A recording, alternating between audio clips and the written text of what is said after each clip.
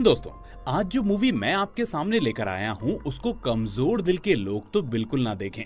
Movie की शुरुआत ही आपको बार बार इशारा करेगी कि आगे और भी बहुत कुछ होना है, यहीं रुक जाओ। लेकिन आप ऐसा नहीं कर पाएंगे। इन शॉर्ट आपका दिमाग तो आपको समझाएगा कि आगे मूवी नहीं देखनी, लेकिन दिल नहीं मानेगा। ये मूवी तमिल इंडस्ट्री से बिलोंग करती है और ऐसे टॉपिक पर बनी है जिसे अगर आपने थिएटर में एक्सपीरियंस कर लिया तो आपको कई रातों तक नींद नहीं आएगी। तो चलिए अब बिना देरी किए शुरू करते हैं आज की ये शानदार एक्सप्लेनेशन, जिसका नाम आपको पिंड कमेंट में देखने को मिल जाएगा। तो मूवी की शुरुआत में हमें बताया जाता है कि 80 के दशक में तमिल सरकार अपने पूरे स्टेट में डेवलपमेंट करना चाहती थी और डेवलपमेंट के लिए उन्हें सबसे पहले इंडस्ट्रियल यूनिट्स को अपने स्टेट में लाना था, जिसकी वजह से सरकार गांव-गांव में जाकर लोगों से उनकी जमीन का अधिग्रहण कर रही थी और साथ में जंगलों को भी काट रही थी। लेकिन तमिल समुदाय के कुछ लोग इससे खुश नहीं थे, क्योंकि वो चाहते थे कि गांव और शहरों का विकास तो हो, लेकिन उसमें जंगलों और बाकी जीवों को कोई नुकसान ना पहुंचे, जबकि सरकारी लोग ऐसा नहीं सोचते थे। और इसी विरोधाभास के बीच आखिरकार कई गांव के लोग आपस में इकट्ठा हो गए और एक संगठन की शुरुआत हुई, जिसका नाम उन्होंने रखा तमिल पीपल्स आर्मी यानी टीपीए। खैर, उस वक्त पीपल्स आर्मी में कई गांव और शहरों के लोग मौजूद थे जो पुलिस से आए दिन मुठभेड़ करते रहते थे और साथ ही वो सभी लोग सरकार के खिलाफ भी रहते थे और आए दिन उनके हर फैसले का विरोध करते रहते थे। इस तरह जब लंबे समय तक कोई रास्ता नहीं निकला तो सरकार ने इस बारे में काफी सोचा और आखिर में एक तरीका निकाला। उन्होंने पहले धर्मापुरी शहर के पहाड़ी इलाके में एक प्राइवेट मिनरल कंपनी को माइनिंग करने का कॉन्ट्रैक्ट दिया और फिर साथ में ये भी ऐलान किया कि इसमें सभी गांव वालों को नौकरी मिलेगी और पहाड़ी इलाकों का विकास भी होगा, ताकि बेसिक सुख सुविधाओं के लिए उन्हें कहीं जाना ना पड़े।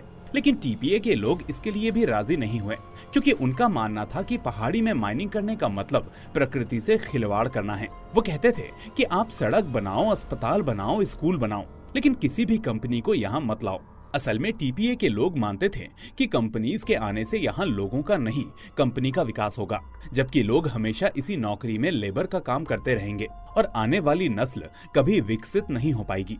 खैर, अब ये तनाव काफी सालों तक चलता रहा और धीरे धीरे सारी कंपनीज टीपीए के डर से प्रदेश को छोड़कर भागने लगी, क्योंकि टीपीए के लोग आए दिन कंपनी के लोगों से लड़ते और उनको वहाँ से जाने की धमकी देते रहते।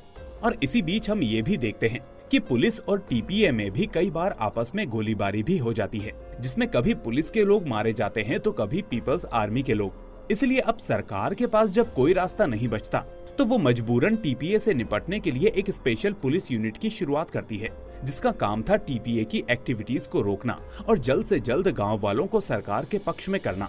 खैर, अब दिन बीतते जाते हैं, लेकिन पुलिस टीपीए को पूरी तरह से काबू नहीं कर पाती, बल्कि इसका उल्टा वो आए दिन गांव वालों को मारते पीटते रहते हैं, जिससे गांव वाले उनको अपना दुश्मन बना बैठते हैं और पुलिस वाले उनसे लगातार टीपीए के लीडर का पता पूछते रहते हैं, जिसका नाम था पेरुमल। अब इस सब से टीपीए की एक्टिविटीज थोड़ी कम हो जाती है और सरकार भी उस माइनिंग प्रोजेक्ट के लॉन्च की डेट फिक्स कर देती है। पर इन्हीं दिनों में कुछ ऐसा होता है जिससे दोनों साइड के लोग हक्के बक्के रह जाते हैं। हम देखते हैं कि असल में धर्मापुरी आ रही एक ट्रेन में ब्लास्ट हो जाता है और ट्रेन के डिब्बे ब्रिज के ऊपर से नीचे गिर जाते हैं और यहीं से शुरू होती है इस मूवी की असली कहानी। यहाँ हमें पता चलता है कि वो ब्लास्ट इतना तेज हुआ था कि कई लोगों के हाथ पैर उनके शरीर से अलग हो गए थे, जिस वजह से वो दर्द से तड़प रहे थे और कईयों की तो वहीं पल भर में जान चली गई थी। दोस्तों, डायरेक्टर ने इस खतरनाक सीन को इतनी बेहतरीन तरीके से फिल्माया है कि आपको लगेगा कि आप वहीं हैं और ये सब सच में हो रहा है। फिल्म में ये सीन बिना किसी कट के पूरे 7 से 8 मिनट तक चलता है, जिसको आप YouTube पर भी देख सकते हैं। अब ब्लास्ट की खबर चारों तरफ फैल जाती है और फिर घायलों को देखने के लिए मिनिस्टर वहां पर आते हैं। अब लोग उनको देखकर फौरन मदद की गुहार लगाते हैं, लेकिन इतने सारे लोगों को देखकर उल्टा मिनिस्टर का दिमाग भी चकरा जाता है कि वो करे तो आखिर क्या करे और इतनी मदद एकदम से कैसे इकट्ठा करे। इसके बाद अगले दिन इसी ब्लास्ट की खबर अखबार में छपती है, जिसमें इसका जिम्मेदार टीपीए के लीडर को ही बताया जाता है, जिसे आज तक किसी ने नहीं देखा, यानी उसी पेरुमल को। फिर चीफ सेक्रेटरी प्रेस कॉन्फ्रेंस करते हैं और मीडिया से कहते हैं कि ये मामला बेहद सेंसिटिव है, इसलिए आप लोग बहुत सोच समझकर इसके बारे में लिखें। असल में वो चीफ ऐसा इसीलिए कहता है क्योंकि मीडिया का एक तबका टीपीए की मांग को जायज करार देता है और उनका मानना था कि टीपीए के लोग खुद के साथ साथ नेचर के लिए भी लड़ रहे हैं। जबकि मीडिया का एक तबका उनके खिलाफ लिखता था और उसका मानना है कि टीपीए डेवलपमेंट का दुश्मन है और गांव वालों को आगे बढ़ने देना नहीं चाहता और उनको गुमराह कर रहा है। चीफ कॉन्फ्रेंस में कहता है कि हम टीपीए के लीडर पेरुमल को जिंदा या मुर्दा पकड़कर ही रहेंगे, क्योंकि उसको पकड़े बिना ये गिरोह लगातार ऐसा काम करता ही रहेगा। इसके बाद सीन शिफ्ट होता है और हम कुमार नाम के एक आदमी को देखते हैं जो एक बस में पुलिस स्टेशन जा रहा होता है, क्योंकि उसका सिलेक्शन पुलिस की उसी स्पेशल फोर्स में हुआ था जो टीपीए की रोकथाम के लिए बनाई गई थी। अब कुमार की बात करें तो उसको भी लगता था कि टीपीए गिरोह गलत कर रहा है और गांव के लोगों को गुमराह करके आगे बढ़ने नहीं दे रहा। फिर हम देखते हैं कि जिस बस में वो जा रहा होता है उसको अचानक से कुछ पुलिस वाले रुकवा लेते हैं, क्योंकि उनको शक होता है कि पेरुमल के कुछ आदमी उस बस में मौजूद हैं। अब वो जैसे ही उस बस को रुकवाते हैं वैसे ही उसमें से 2 आदमी फौरन निकलकर भागते हैं, जिसमें से पुलिस एक को गोली मार देती है और दूसरे बूढ़े आदमी को गिरफ्तार कर लेती है और पुलिस स्टेशन ले जाती है, जिसके बाद हमें पता चलता है कि वो लोग टीपीए के आदमी थे। अब पहले ही दिन खून खराबा देखकर कुमार थोड़ा अनकंफर्टेबल हो जाता है, लेकिन समय से पुलिस स्टेशन पहुंचकर अपनी ड्यूटी ज्वाइन कर लेता है। फिर यहाँ हम देखते हैं उस स्पेशल यूनिट के लीडर राघवेंद्र को, जो उन हवलदारों को डांट रहा होता है जिन्होंने बस खाली कराई थी। वो उनसे कहता है कि तुमने उसको गोली क्यों मारी? अगर उसे गिरफ्तार कर लेते तो कुछ न कुछ सबूत हाथ लग जाते, क्योंकि ये बूढ़ा आदमी हमारे किसी काम का नहीं है। इसके बाद अगले दिन एक हवलदार कुमार को लेकर उन सभी चेक पोस्ट का रास्ता दिखाने लगता है जहां उसे रोज जाकर खाना पहुंचाना था। ऐसा इसीलिए क्योंकि कुमार इस यूनिट में एक ड्राइवर की पोस्ट पर काम करने के लिए सिलेक्ट हुआ था। इस तरह कुमार का काम दिन में सभी चेक पोस्ट पर खाना पहुंचाना और रात को टॉवर पर खड़े होकर पहरा देना था। अब अगले दिन से कुमार अपने काम में लगन से लग जाता है और खाना लेकर चेक पोस्ट पर देने के लिए निकल जाता है। लेकिन तभी वो रास्ते में एक परिवार को देखता है जिसमें एक बूढ़ी औरत भालू के हमले से घायल हो गई थी और इसीलिए सभी मिलकर उसको बड़ी मुश्किल से अस्पताल ले जा रहे होते हैं। अब कुमार देखता है कि अगर उस बूढ़ी औरत को समय से अस्पताल नहीं पहुंचाया गया तो कुछ भी हो सकता है। इसीलिए वो खाने के डिब्बे को उस औरत के परिवार को दे देता है और कहता है कि तुम आगे चेक पोस्ट पर ये खाना पहुंचा देना, तब तक मैं इनको लेकर अस्पताल जाता हूँ, तुम फिक्र मत करो। इसके बाद कुमार अस्पताल में उसका इलाज करवाता है और फिर वापस अपनी ड्यूटी पर आ जाता है। लेकिन अब जैसे ही वो चौकी पर पहुंचता है तो उसका सीनियर राघवेंद्र उसको देखकर एक जोरदार थप्पड़ जड़ देता है। वो कहता है कि तुमने पहले दिन ही अपने सीनियर की बात नहीं मानी, तुम्हारा काम सिर्फ खाना पहुंचाना था, ना कि गांव वालों की सेवा करना। ये सुनकर कुमार कहता है कि सर, मेरा काम भी पूरा हो गया था, क्योंकि मैं जिस लेडी को हॉस्पिटल लेकर गया था उसके घर वालों ने मेरे कहने पर वो खाना अगली चेक पोस्ट पर पहुंचा दिया था और बाद में मैंने ये बात कंफर्म भी कर ली थी, उसके बाद ही मैं वापस आया हूँ। लेकिन राघवेंद्र कहता है कि मान लिया तुमने वो खाना उनके हाथों पहुंचा दिया, लेकिन अगर खाने में किसी गांव वाले ने जहर मिला दिया होता तो उसका जिम्मेदार कौन होता? अगर ये सब गांव वालों की चाल होती तो तुम उसके बाद क्या करते? तो कुमार कहता है कि सर, मैंने सिचुएशन को बारीकी से देखा था। वो औरत सच में घायल थी और काफी उम्रदराज थी, इसलिए अगर वो समय से अस्पताल नहीं जाती तो शायद मर जाती। इसलिए मैंने उसकी मदद की, क्योंकि मेरी नजर में वो कोई संदिग्ध लोग नहीं थे, बल्कि गांव के आम लोग थे। वो कहता है कि वैसे भी सरकार ने हमें यही बोला है कि हमें गांव वालों को अपने पक्ष में करना होगा, इसलिए मुझे लगा कि ये सही मौका है। अब ये सुनकर राघवेंद्र और गुस्सा हो जाता है और फिर ऑर्डर ना फॉलो करने के लिए वो कुमार को घंटों तक परेड करने की सजा देता है। इसके बाद जब उसकी सजा पूरी हो जाती है तो वो कुमार को वापस अपने पास बुलाकर उससे माफी मांगने को कहता है। लेकिन कुमार कहता है कि सर, मैंने कुछ भी गलत नहीं किया तो मैं माफी क्यों मांगू? मैंने वही किया जो सरकार का ऑर्डर था और उसमें मेरी कोई गलती नहीं थी। ये सुनकर अब राघवेंद्र और भड़क जाता है और कुमार को सभी टॉयलेट साफ करने को कह देता है, जिसके बाद कुमार वापस अपनी इसी सजा को पूरा करने में लग जाता है। इसके बाद सीन शिफ्ट होता है और हम देखते हैं कि उधर डीआईजी एक मीटिंग बुलाता है और राघवेंद्र से कहता है कि पेरुमल को दुर्गम जंगल के आसपास देखा गया है, इसलिए तुम फौरन अपनी चेकिंग बढ़ा दो, वो हमारे हाथ से निकलना नहीं चाहिए। तो राघवेंद्र ठीक ऐसा ही करता है और अपनी यूनिट को उस इलाके में भेजकर काम पर लगा देता है। वहीं उस रात कुमार जब खाना देकर वापस लौट रहा होता है तो उसे रास्ते में कुछ लोग मिलते हैं। अब वो उनसे सवाल करने लगता है कि इतनी रात को तुम लोग यहाँ पर क्या कर रहे हो? तो वो लोग बताते हैं कि कल उनकी बहन की सगाई है और वो बहुत दूर से सफर करते हुए यहाँ पर आए हैं और पैदल चलने की वजह से उन्हें इतनी रात हो गई है। अब कुमार को उन पर शक नहीं होता, इसलिए वो वहाँ से आगे बढ़ जाता है, जबकि हम देखते हैं कि वो असल में टीपीए के ही लोग होते हैं और उनमें पेरुमल भी शामिल होता है। अगले दिन वो औरत जिसको कुमार हॉस्पिटल लेकर गया था वो कुमार को अपने घर पर बुलाती है और कुमार को उसकी मदद करने के लिए शुक्रिया कहती है। इसके बाद वो उसे बताती है कि आज उसकी पोती राशि की सगाई है, इसलिए वो चाहती है कि आज के मौके पर कुमार वहाँ मौजूद हो। अब ड्यूटी की वजह से कुमार वहाँ ज्यादा देर रुक नहीं सकता था, इसलिए उस बूढ़ी औरत के रिक्वेस्ट करने पर वो थोड़ी देर के लिए वहाँ पर रुक जाता है। फिर अगले दिन जब कुमार बाजार में होता है तो वो राशि को देखता है और उससे उसकी दादी की तबीयत के बारे में पूछने लगता है और बातों ही बातों में वो उसकी सगाई के बारे में भी पूछता है। तो राशि उसको बताती है कि वो शादी करना नहीं चाहती, लेकिन दादी की तबीयत खराब होने की वजह से उसने सगाई के लिए हाँ बोल दिया है। राशि कहती है कि मुझे लगा था कि सगाई करके शादी होने में टाइम लगेगा, लेकिन दादी ने तो कल ही शादी की डेट तक फिक्स कर दी। अब कुमार पूछता है कि तुम्हें इस शादी से कोई तकलीफ है क्या? लड़का पसंद नहीं या तुम किसी और को पसंद करती हो? अगर ऐसा है तो मुझे बताओ, मैं दादी से बात करके देखूंगा। लेकिन राशि कहती है कि ऐसा कुछ नहीं है, बल्कि मेरी दादी का मेरे अलावा कोई और ख्याल नहीं रख सकता, इसलिए अगर मैं चली गई तो वो ज्यादा दिन नहीं जी पाएगी। यही वजह है कि मैं शादी करने से अभी कतरा रही हूँ। और इतना कहकर राशि वहाँ से चली जाती है। इसके बाद हम कुमार को देखते हैं, जो ये नोटिस करता है कि जितने भी लोग यहाँ शूटिंग की प्रैक्टिस कर रहे हैं उनका निशाना कुछ ठीक नहीं है। इसलिए वो फौरन अपने सीनियर से मिलता है और कहता है कि सर, मुझे शूटिंग करना अच्छे से आता है, इसलिए आप मुझे मेन फोर्स में शामिल कर लीजिए, मैं आपको निराश नहीं करूंगा। लेकिन उसका सीनियर उसकी नहीं सुनता और कहता है कि अभी अभी आए हो, इसीलिए पहले यहाँ वो काम करो जो तुम्हें दिया गया है। इस तरह वो उसको वही खाना पहुँचाना और टॉवर वाला काम करने को कह देता है, जिससे कुमार को थोड़ा अफसोस होता है। ये बात अब राघवेंद्र को पता चलती है तो वो फिर से कुमार को अपने पास बुलाकर माफी मांगने के लिए कहता है, लेकिन इस बार भी कुमार माफी नहीं मांगता और अपने दूसरे सीनियर ऑफिसर के पास जाकर कहता है कि सर, मैंने उस दिन गांव वालों की मदद ही तो की थी, इसमें गलत क्या है?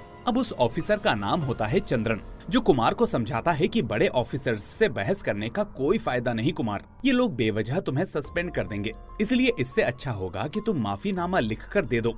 लाओ, मैं लिख देता हूँ। तो इस तरह अब कुमार उस माफीनामे को लिखवाता है और फिर उसको लेकर राघवेंद्र के पास जाने लगता है, लेकिन तभी उसका ज़मीर उसको ऐसा करने से रोक देता है और वो उसको वहीं फाड़ कर फेंक देता है। अब ये बात राघवेंद्र को भी पता चल जाती है, इसलिए वो गुस्से में रात को उसका खाना नहीं बनने देता, जिसकी वजह से कुमार को भूखा ही सोना पड़ता है। फिर अगले दिन कुमार को रास्ते में राशि मिलती है तो वो उससे पूछता है कि फिर तुम्हारी शादी का क्या हुआ, तुमने दादी से बात की? तो राशि कहती है कि वो लोग बहुत सारा दहेज मांग रहे थे, इसलिए दादी और मैंने शादी के लिए मना कर दिया। अब यहाँ बातों ही बातों में राशि उसे देखकर समझ जाती है कि कुमार ने शायद खाना नहीं खाया और वो रात को ठीक से सोया भी नहीं है, इसलिए वो उसे अपना खाना दे देती है और फिर दोनों में बातें होने लगती हैं। कुमार जैसे ही उस खाने को खाता है तो उसे अपने घर के खाने की याद आ जाती है और फिर वो राशि से कहता है कि तुमने बिल्कुल सही किया, ऐसे लोगों के घर से रिश्ता जोड़ना अपनी जिंदगी को खराब करना होता है।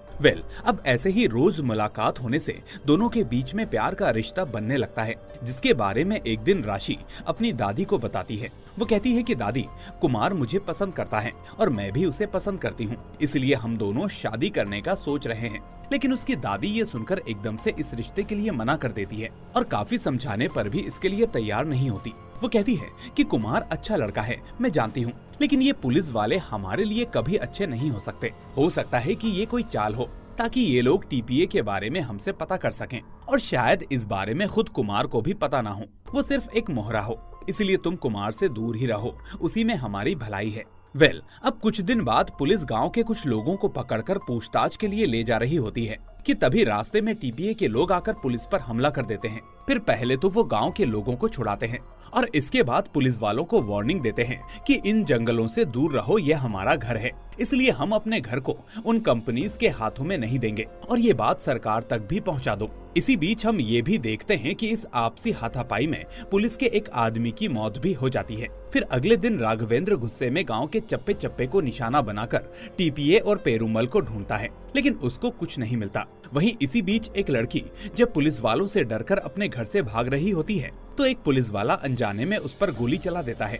जिससे वो लड़की वहीं पर घायल हो जाती है। अब कुमार उसे देखकर फौरन उसे बचाने दौड़ता है और राघवेंद्र से कहता है कि सर, ये लड़की निर्दोष है, ये सिर्फ डरकर भाग रही थी, इसको हॉस्पिटल ले चलते हैं क्योंकि ये अभी जिंदा है। लेकिन तभी इतने में उस लड़की की माँ वहाँ आकर राघवेंद्र को उल्टा सीधा बोलने लगती है, जिसके बाद पुलिस वाले उसको भी पकड़ लेते हैं और बुरी तरह से पीटने लगते हैं। इसी बीच उस लड़की की मौत हो जाती है और अब उस लड़की की मौत का पता ना चले इसलिए पुलिस वाले उसको वहीं जंगल में जला देते हैं। पर कहते हैं ना, सच छुपाए नहीं छुपता। इसलिए कुछ गांव वालों से ये खबर विपक्षी पार्टी को पता चल जाती है और वहां से ये खबर अब चीफ सेक्रेटरी तक पहुंच जाती है, जिसके बाद चीफ के ऊपर मीडिया और विपक्षी पार्टी के दल का दबाव आने लगता है। इसलिए वो फाइनली एक अव्वल दर्जे के ऑफिसर को उस इलाके में भेजने की तैयारी करता है, जिसका नाम होता है सुनील। असल में सुनील का रिकॉर्ड पुलिसिया विभाग में काफी अच्छा होता है, यही वजह होती है कि उसे इस इलाके के लिए चुना गया था। खैर, अब उस गांव में पहुंचकर वो देखता है कि राघवेंद्र ने कई गांव वालों को बंदी बनाकर रखा है और वो उनके साथ बहुत मारपीट भी करता है। इसी बीच यहाँ हम उस बूढ़े आदमी को भी देखते हैं, जिसको उस दिन बस से भागते वक्त पुलिस वालों ने पकड़ा था। यहाँ सुनील देखता है कि इस वक्त उस बूढ़े आदमी के घर वाले भी यहाँ पर कैद होते हैं, जिन पर आए दिन पुलिस वाले डंडे बरसाते रहते हैं। लेकिन अब सुनील राघवेंद्र की टीम के पुलिस वालों को समझाता है कि अगर हमें पेरूमल को पकड़ना है तो इन गांव वालों को अपने भरोसे में लाना होगा, जिसके लिए हमें इन पर अत्याचार करने की जगह इन्हें अपना बनाना होगा। मारपीट लास्ट ऑप्शन होता है, उससे पहले बातों से काम लेना जरूरी होता है।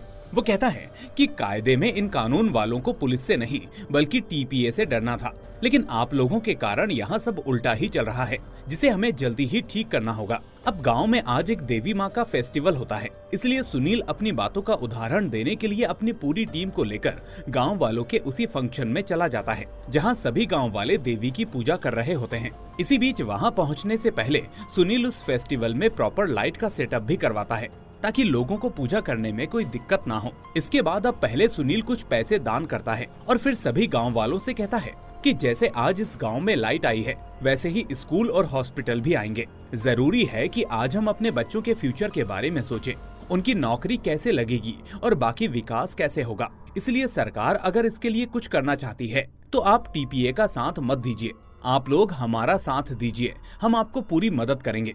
फिर अगले दिन कुमार किसी काम से बाजार जाता है, जहां उसे वही लोग मिलते हैं जो उसे उस रात को मिले थे। अब यहाँ वो उनसे पूछताछ के सिलसिले में बात करने की कोशिश करता है, लेकिन वो उसको पहचानने से इनकार कर देते हैं। अब वो ये भी देखता है कि उसमें वो आदमी भी है जिसने उस दिन अपने मुंह पर कपड़ा डाले हुए था, लेकिन अब वो इस बात से हैरान हो जाता है कि आखिर ये आदमी मुझे पहचानने से मना क्यों कर रहे हैं।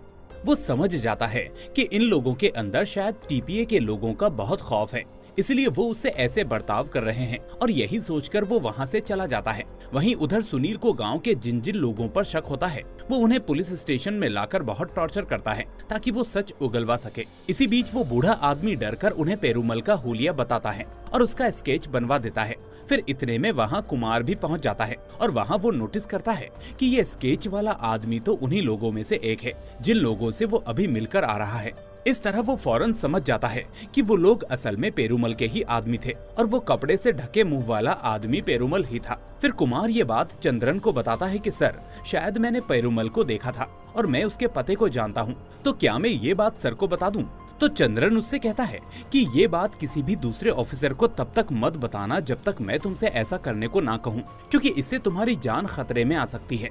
इसके साथ ही वो उसको एक कहानी सुनाता है कि एक बार पुलिस गांव के कुछ लोगों को पकड़कर ले आई थी, जिसके बाद पेरूमल और उसके आदमी पुलिस स्टेशन में आते हैं और एक पुलिस वाले को जान से मार देते हैं, जबकि वो पुलिस वाला बार बार कह रहा था कि मेरे बच्चे का जन्म अभी अभी हुआ है, मैंने उसको देखा तक नहीं है, मुझे मत मारो। लेकिन पेरूमल ने फिर भी उस पर कोई दया नहीं दिखाई और उसको मार दिया। अब चंद्रन कुमार से कहता है कि मैंने भी उस दिन पेरूमल को देख लिया था, लेकिन ये बात डरकर किसी को नहीं बताई, वरना टीपीए के लोग मुझे भी मार देते। लेकिन जब चंद्रन ये सब कहकर कुमार के पास से जाता है तो हमें असली बात पता चलती है, और वो ये कि चंद्रन भी असल में टीपीए से मिला हुआ है। दरअसल वो ही पुलिस की सारी खबर पेरूमल को देता था, जिसकी वजह से कोई समय पर जाकर उसको पकड़ नहीं पाता था। खैर, फिलहाल कुमार ये सब सुनकर चंद्रन की बात मान लेता है और राघवेंद्र को कुछ नहीं बताता। उधर चंद्रन टीपीए को बताता है कि कुमार नाम के ऑफिसर को तुम्हारे बारे में पता चल चुका है, इसलिए थोड़ा संभल कर रहना। इसके बाद वो चाय पिलाने के बहाने कुमार को बाहर ले जाता है, जहाँ टीपीए का आदमी उसकी शक्ल को पहचान लेता है, ताकि अगर कुमार कभी पेरूमल के बारे में पुलिस को बताए तो पेरूमल और उसके आदमी उसका काम तमाम कर सके। लेकिन जब पेरुमल और उसके लोग कुमार के बारे में सोचते हैं तो उन्हें लगता है कि ये तो बस एक मामूली सा ड्राइवर है, अगर हम इसको मार भी देंगे तो सरकार पर कोई फर्क नहीं पड़ेगा। लेकिन वहीं अगर हम इनके किसी बड़े ऑफिसर को मारेंगे तो सरकार इस पुलिस को यहाँ से हटा लेगी। इसलिए अब वो फाइनली कुमार की जगह सुनील को मारने का प्लान बनाते हैं। इसके बाद वो पहाड़ पर ऊपर जाकर सुनील की गाड़ी का वेट करने लगते हैं और जैसे ही उसकी गाड़ी वहाँ आती है तो वैसे ही वो एक बड़ा पत्थर ऊपर से धकेल देते हैं। लेकिन सुनील इस सब से बच जाता है और आगे जाकर उसकी गाड़ी एक गड्ढे में फंस जाती है। अब इतने में बाकी पुलिस वाले उन लोगों को पकड़ने के लिए इधर उधर भागते हैं, लेकिन कोई फायदा नहीं होता क्योंकि कोई भी उनके हाथ नहीं आता। लेकिन इत्तेफाकन थोड़ी देर बाद वहाँ से कुमार खाना देने के लिए जा रहा होता है, जहाँ वो देखता है कि गाड़ी में फंसने की वजह से वो रास्ता ब्लॉक हो गया है और सुनील भी वहाँ पर फंसा हुआ है। अब ये देखकर कुमार सुनील से कहता है कि सर, मैं इस गाड़ी को इस पत्थर के ऊपर से आराम से निकाल सकता हूँ। तो सुनील कहता है कि मुझे नहीं लगता कि ये किसी के बस की बात है, लेकिन फिर भी ठीक है, तुम कोशिश करके देख लो। लेकिन कुमार ने जैसा कहा था वो करके दिखा देता है, यानी वो अपनी ड्राइविंग स्किल्स से उस गाड़ी को पत्थर के ऊपर से आराम से निकाल देता है, जिसके बाद सुनील उसकी काफी तारीफ भी करता है। इसके बाद सुनील को पता चलता है कि वो पत्थर अपने आप नहीं गिरा था, बल्कि वो उन्हीं लोगों ने गिराया था जो वहाँ से भाग रहे थे। इसलिए अब वो एक प्लान बनाता है और अपने कुछ लोगों को गांव वालों जैसे कपड़े पहनाता है। इसके बाद वो मीडिया में ये खबर निकलवा देता है कि ये लोग टीपीए से जुड़े हुए हैं, लेकिन हम इन पर मुकदमा नहीं चलाएंगे, बल्कि हम इन्हें रिटेंशन सेंटर पर भेज देंगे ताकि ये इंडिपेंडेंट बनकर नौकरी कर सकें। इस तरह असल में सुनील पुलिस की छवि को सुधारने की कोशिश करता है ताकि गांव वालों का भरोसा जीत सके। वहीं अब कुमार को लगता है कि यही मौका है वो पेरुमल का पता अपने सीनियर को बता दे। इसलिए अब वो फौरन इस बात को बताने के लिए राघवेंद्र के पास पहुंच जाता है,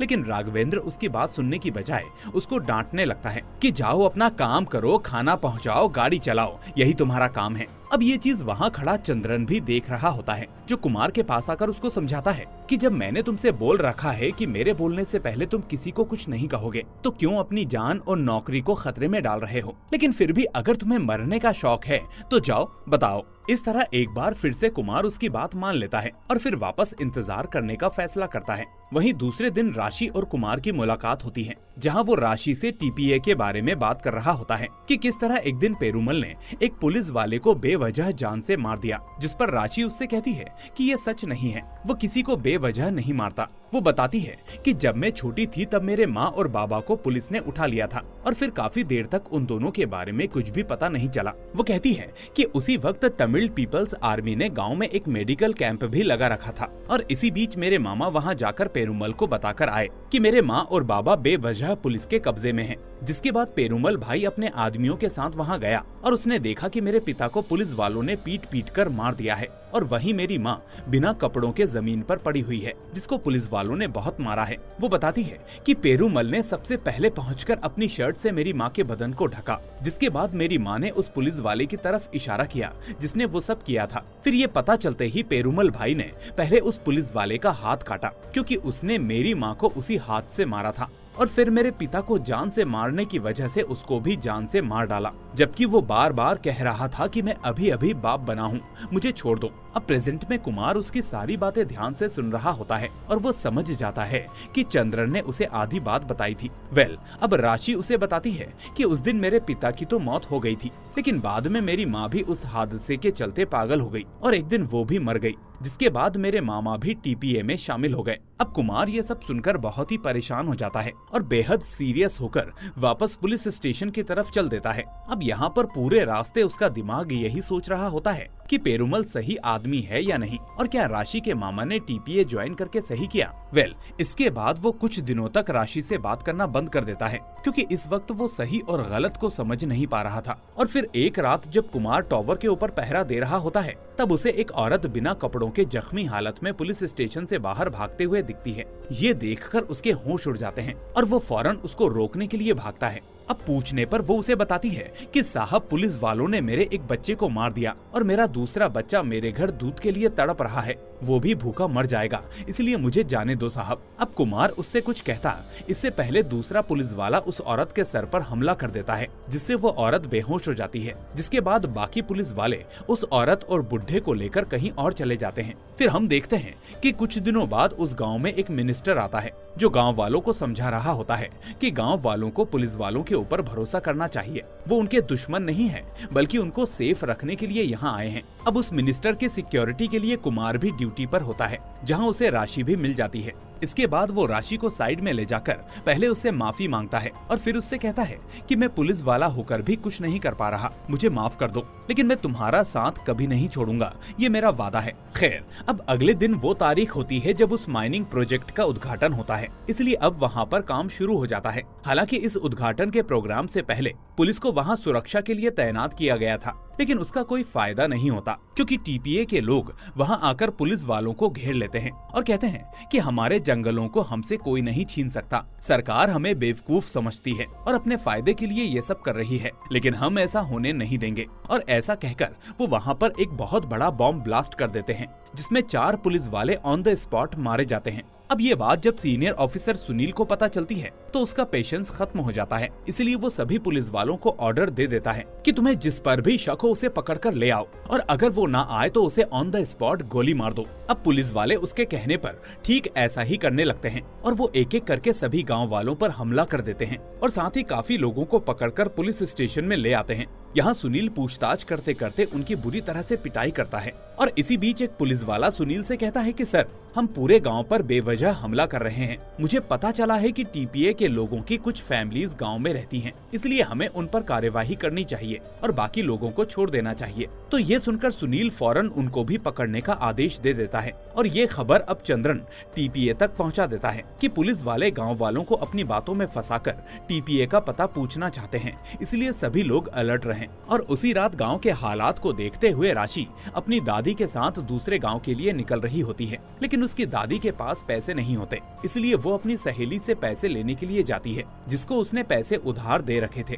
अब वो राशि से कहती है कि मैं पैसे लेकर अभी आती हूँ, इसलिए तुम यहीं रहना और कहीं मत जाना। लेकिन काफी देर हो जाने पर भी जब दादी वापस नहीं आती तो राशि अपने घर वापस लौट जाती है। पर अगले दिन गांव के लोगों को उसकी दादी की लाश मिलती है, जिसे वो राशि के पास लेकर आते हैं। अब यहाँ राशि और बाकी लोगों को उस लाश को देखते ही पता चल जाता है कि पुलिस ने उसकी दादी के कपड़े उतारकर उनकी पिटाई की है और उनको जान से मार डाला है। और फिर कुमार को जब ये बात पता चलती है तो वो गाँव में आकर अफसोस करने लगता है, लेकिन लोग उसको काफी कुछ बोलते हैं, क्योंकि वो भी एक पुलिस वाला था। वो कहते हैं कि दादी तुम्हें चाहती थी और तुम्हारे लिए अच्छा सोचती थी, इसलिए हम तुम्हें छोड़ रहे हैं, चुपचाप यहाँ से चले जाओ, इससे पहले कि सभी लोग मिलकर तुम्हें मार दें। खैर, अब दूसरे दिन पुलिस वाले सुनील के कहने पर सभी गांव वालों को गिरफ्तार करने लगते हैं और इसी वजह से कई औरतें अपने बच्चों को घर पर ही अकेला छोड़कर पुलिस वालों के साथ चली जाती हैं, ताकि उनके बच्चे सुरक्षित रहें। अब उन औरतों में राशि भी होती है, जिसको कुमार देख लेता है, इसलिए वो फौरन चंद्रन के पास जाकर मदद मांगता है